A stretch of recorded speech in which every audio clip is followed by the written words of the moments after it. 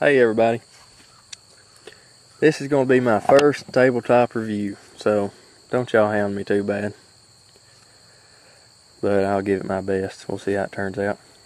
I have here a 4th generation Glock 23, 4th generation Glock 19, and a 3rd generation Glock 19. I'm going to point out some of the differences and tell you what I think about it, my 2 cents.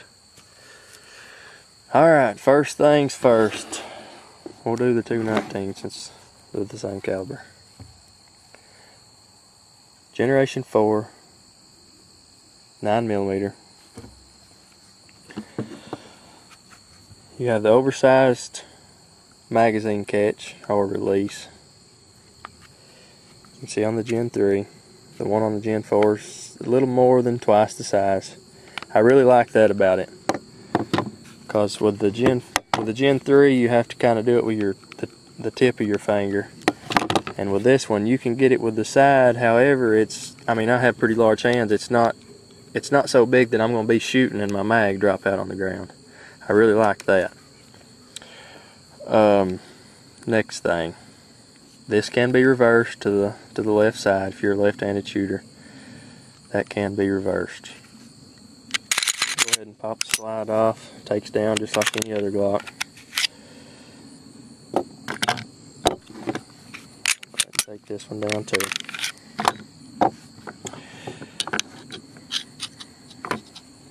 Have the dual recoil spring, which I like. I like it a lot. One of the questions I've had most about the Generation 4 guns is, can you buy the dual recoil spring and put in the Generation 3? The answer is no, and here's why.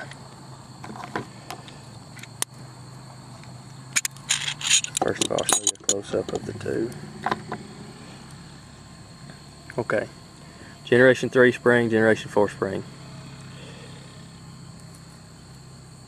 There's why you can't interchange them.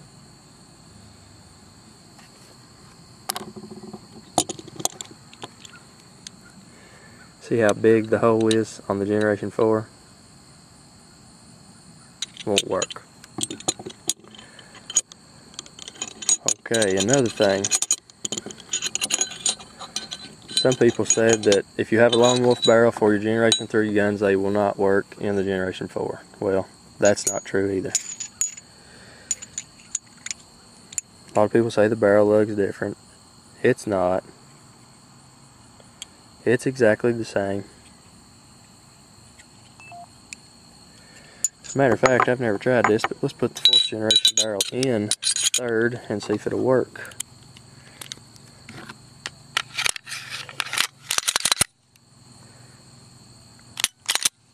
Works just fine.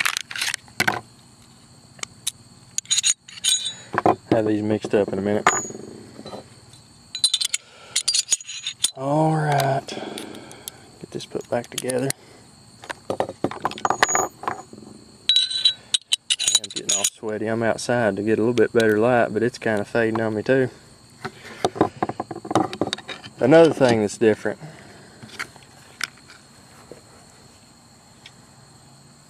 My little pointer. See that little bump on that? I don't know. If any of y'all know what that's for, let me know. I don't know if it's to reduce friction or what, but this one, the Generation 3 is flat. This one here has a little bump on it. Other than that, they look identical to me. The internal anyways. Except for, of course, on the Generation 4, you see the spring where it can be reversed to where the one on the 3 cannot. That groove's cut bigger down in there. Okay. What I like most about the Gen 4. The grip size. I should have brought my calibers out here. You can't really, I don't think you can tell it by setting them side by side. I mean, there's not that big a difference. But when it's in your hand, you can tell the difference. That's my favorite thing about this gun, is the smaller grip size.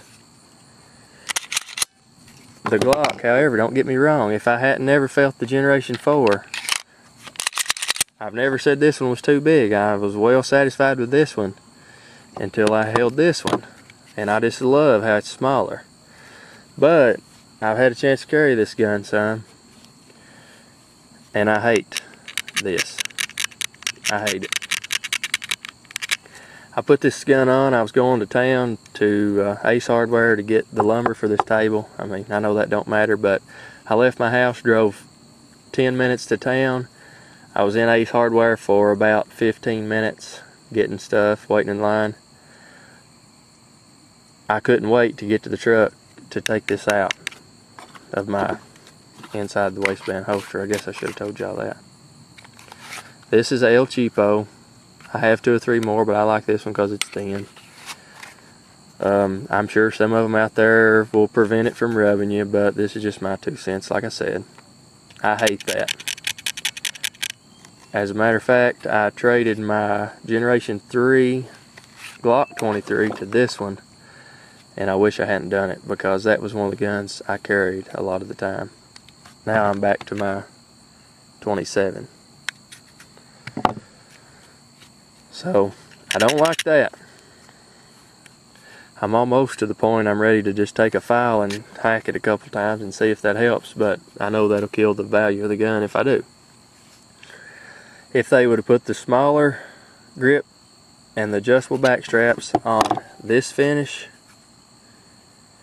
maybe added the, you see on the front of the gun how they've got 4 rows of whatever those are on that one, and 2 rows on this, 3 in the middle. If they would have done that to the front, left these sides, or well, let's just say this, if they would put these sides on this gun, it would have been perfect. Absolutely perfect.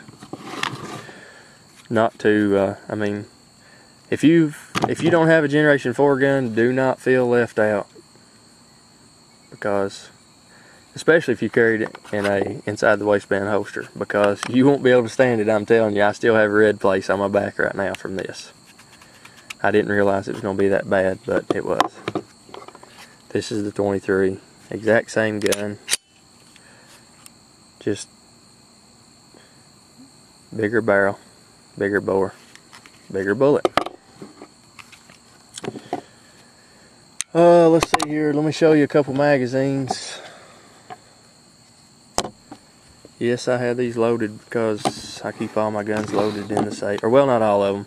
A couple of my Glocks.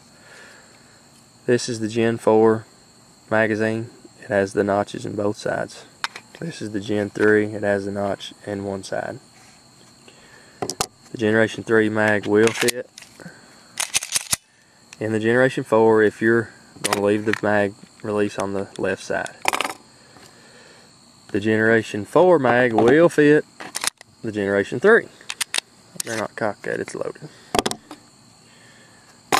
But that's the only difference in the mags.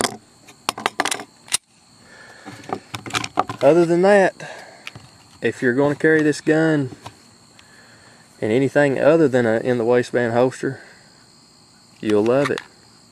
I love the small grip. I love the bigger magazine release. I like the recoil, the dual recoil system. If you haven't seen my video shooting these two, watch it. It does make a difference. You can shoot tighter groups if you're shooting rapid fire, which, I mean, I like feeling the recoil of the gun, but it is, I mean, it is a little bit more fun to shoot if you want to stand there at 15 yards and bust a 12-inch blade as fast as you can pull the trigger. This gun will be the one to do it with, because the spring does help. If you have smaller hands, it would be good. Like I said, it's not a significant difference. It's not a noticeably difference, but when you get it in your hand, you'll be able to feel the difference. Maybe, I don't know if the camera will be able to see it. Probably not, but you can kind of tell how it's a little bit fatter, not much. Probably not good on these guns rubbing them together, so I know that. Y'all don't have to tell me. Anyways, y'all probably are tired of hearing me rambling on, so let me know what y'all think about this review. This is my first one. If you haven't seen my other videos, check them out. If you're not subscribed, hit the subscribe button because I need many more subscribers. Thank y'all for watching. If you have any requests, want to see anything done with these guns, let me know. I have good plans for the future, or well, maybe not so much good, but I have a lot of plans for the future, videos I want to do. I just hate to do them all in one day and put them all up in one day. Y'all know how that is, but let me know what y'all think. Y'all have a good one.